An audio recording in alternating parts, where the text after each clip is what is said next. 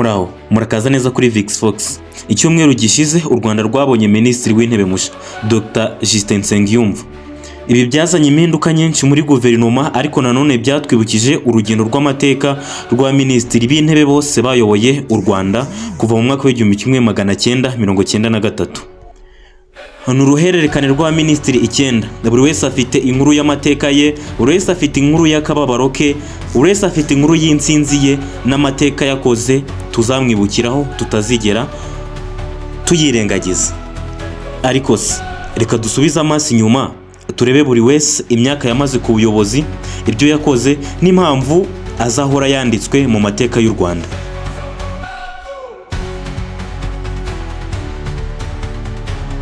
Kuva mu mwaka w'1993 kugeza mu mwaka w'1994, Minisitiri w'Intebe wari uhari mu Rwanda yitwaga Agatha Uwiringiyimana. Uyu niwe mugore wenyine wayoboye guverinoma y'u Rwanda.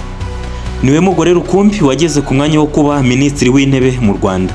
Yavutse mu mwaka w'1957, aba Minisitiri w'Intebe kuva ku ya 18 Nyakanga umwaka w'1993 kugeza ku ya 7 Mata 1994. Uwiringiyimana, umunyamuryango wa MRND, yari intangarugero mu guharanira uburenganzira bw'abagore no guteza imbere uburezi. Uyu yigishije muri Kaminuza Nkuru y'u Rwanda, anaba umuhanga mu by'imiti. Ariko amateka mwibuka nk'umwe mu bahitanwe bwa mbere na Jenoside yakorewe Abatutsi ku ya 7 Mata 1994, nyuma y'uko indege ya Perezida Habyarimana irashwe. Hanyuma Uwiringiyimana we yicwa mu masaha akurikira. Yambuwe ubuzima nk'umuyobozi w'intwari washakaga amahoro. Umuminisitiri wa kabiri ni Jean Kambanda. Kambanda yasimbuye Uwiringiyimana Agatha ku ya 9 Mata umwaka w'1994. Yari umwe mu bagize ishaka rya MDR mu shami rya MDR Power ryari rigamije gushyigikira Jenoside. Ku butegetsi bwe Jenoside yakomeje gukorwa ku rwego rudasanzwe. Nyuma y'uko RPF Inkotanyi yahagaritse Jenoside, Kambanda nabo bari bari kumwe bose bahungiye hanze y'igihugu. Yatawe muri yombi muri Kenya mu 1997, ahamwa n'ibyaha bya Jenoside n'ibyaha byibasiye inyokomuntu. Hanyuma ahabwa igihano cya burundu, ubu afungiye muri Mali. Niwe Minisitiri w'Intebe wenyine w'u Rwanda wigeze guhamywa n'ibi byaha. Minisitiri wa gatatu ni Faustin Twagiramungu Rukokoma. Uyu yabaye Minisitiri w'u Rwanda kuva mu mwaka w'1994 kugera mu mwaka w'1995. Nyuma ya Jenoside u Rwanda rwari rukeneye ubuyobozi bushya. RPF Inkotanyi yemeye kugabana ubutegetsi nk'uko amasezerano yarusha yabiteganyaga. Faustin Twagiramungu uzwi nka Rukokoma yabaye Minisitiri w'Intebe kuva ku ya 19 Nyakanga umwaka w'1994 kugeza ku ya 28 Kanama 1995. Izina Rukokoma ryakomotse ku bikorwa bye byo kunenga ubutegetsi bwa Habyarimana, aho yigeze gutega abaturage inama ikomeye muri Stade Regional i Nyamirambo, ahagaragara nk'intwari y'abarwanya irondakoko.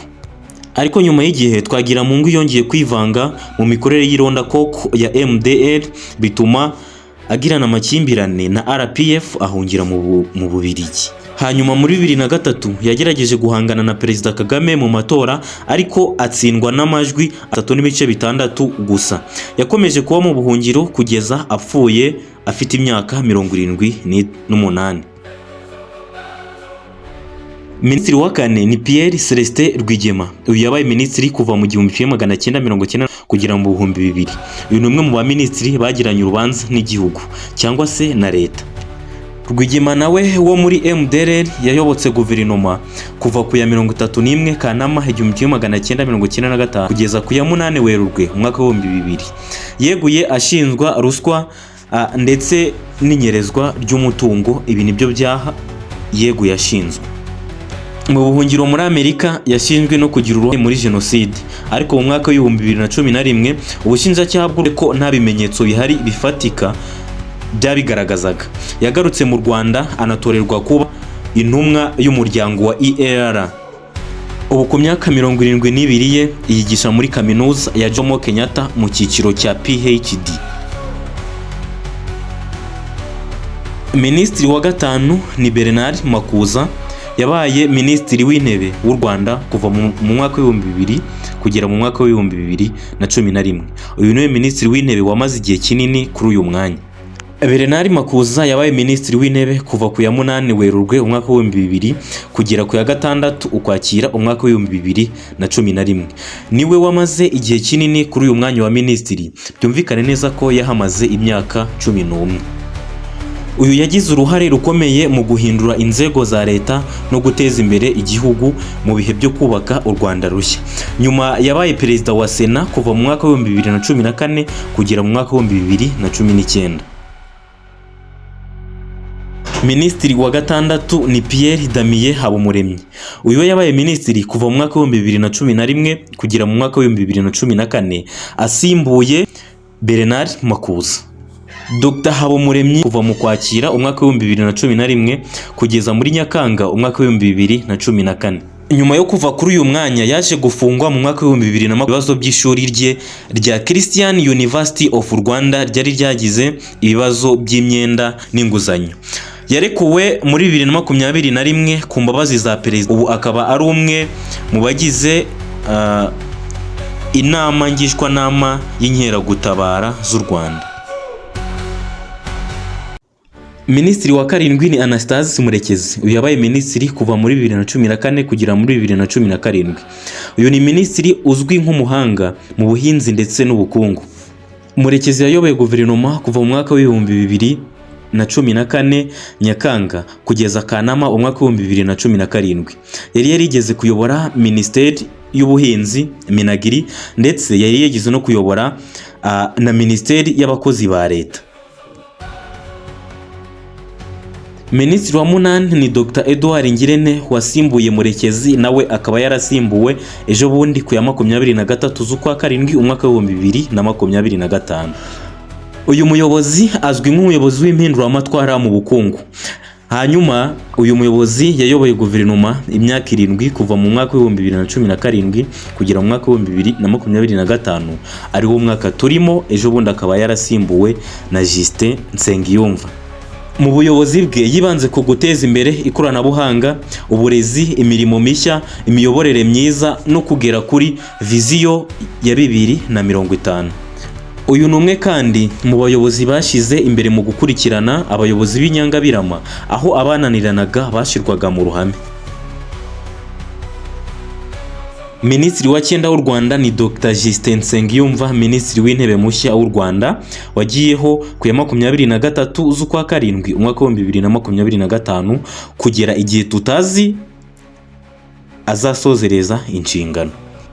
Dr Justin Nsengiyumva yavutse mu 1971. Afite PhD mu bukungu yakuye muri University of Leicester mu Bwongereza. Uyu yabaye uwungirije guverineri wa Banki Nkuru y'u Rwanda BNR, ndetse yanakoze no mu Bwongereza nk'inzobere mu bukungu. Yigeze kuba umunyamabanga uhoraho muri Minicom kuva muri 2005 kugera muri 2008, ndetse na Mineduc muri 2008. Anakora mu bigo nka Rwandair, RRA ndetse na RAP. Uyu yagizwe minisitiri w'intebe ku ya 23 Nyakanga umwaka wa 2025. Uyu ni umuminisitiri wa 9 guhera mu mwaka wa 1993 nk'uko twari turimo kubibaramburira byose umurongo ku wundi. U Rwanda ruciye mu bihe bikomeye mu myaka 30 ishize. Abayoboye guverinoma buri wese yasize yanditse amateka. Hari abapfiriye ku rugamba rwo guharanira amahoro, hari abakoze ibyaha bagafungwa, ndetse hariho n'abafashije u Rwanda n'abanyarwanda kugera kure cyane aho tugeze ubu ngubu. Uyu munsi amateka yabo bose ni isomo rikomeye ryaho igihugu cyavuye naho kigana. Inshuti bakunzi ba Vixfox, mwakoze kubana natwe muri iyi documentaire irambuye igaragaza abayobozi cyangwa se abaminisitiri b'intebe bayoboye u Rwanda kuva mu mwaka wa 1993 kugera uyu munsi turi aka kanya. Ndakubutsa gukora subscribe kugira ngo hatazagira byiza binyura kuri VixFox ukikwa. Niba wakunze iyi video yilikinge unayisharinge inshuti n'abavandimwe nabo bamenye aya makuru. Duhure muri video zikurikira.